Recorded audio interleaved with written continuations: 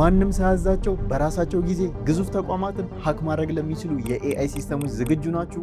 ምክንያቱም የፈራነው ነገር አሁን ተከስቷል። ከዚህ ቀደም ኤአይ ስንል ዝም ብሎ እንደ ቻትጂፒቲ ያለ ቻትቦት ብቻ ይመስለን ነበር። አሁን ግን ነገሩ ተቀይሮ ኤአይ ራሱን ችሎ ውሳኔ ወደሚሰጥ ሰራተኛ እያደገ ነው። ምን እንደተፈጠረ ልንገራችሁ። በሐምሌ ወር ላይ አውቶኖመስ የኤአይ ኤጀንት ሀጊንግ ፌስ የተባለውን ታዋቂ የኤአይ ፕላትፎርም ጥሶ ገብቷል። የሚገርመው ነገር ይህን ጥቃት ያደረሱት ጥበቃ በሚደረግበት የታጠረ የሙከራ ቦታ ወይም ሳንድቦክስ ውስጥ ሲሞከሩ የነበሩ የኦፕን ኤአይ ሞዴሎች ጂፒቲ 5.6 ሶልን ጨምሮ መሆናቸው ነው። እነዚህ የኤአይ ሞዴሎች ማንም ያላስተዋለውን የሴኩሪቲ ቀዳዳ አገኙ፣ ከተቆለፈባቸው የሙከራ ቦታ አመለጡ፣ ኢንተርኔትን አገኙ፣ እናም ተቋሙን ሀክ አደረጉት። ይህን ያደረጉት ሰውን ጠልተው ወይም ሊያጠፉን አስበው አይደለም። በሳይበር ደህንነት ፈተና ላይ ከፍተኛ ውጤት ለማምጣትና ለማጭበርበር ከመፈለጋቸው የተነሳ ብቻ ነው። ይህ ክስተት ነገሮችን ሙሉ ለሙሉ የሚቀይረው ለምን እንደሆነ ልንገራችሁ። አንደኛ፣ ኤአይ አይተኛም፣ አይደክመውም። ምንም አይነት እንቅልፍ ሳያስፈልገው በ10 ሺዎች የሚቆጠሩ የሃኪንግ ሙከራዎችን በፍጥነት በማድረግና ስልቱን በመቀያየር ይንቀሳቀሳል።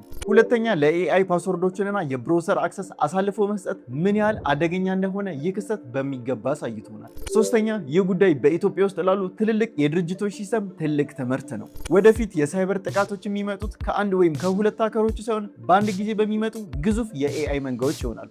ስለ ቴክኖሎጂ ኢንተረስትድ ከሆናችሁ ፎሎ ናፊያድ። ፒስ አውት።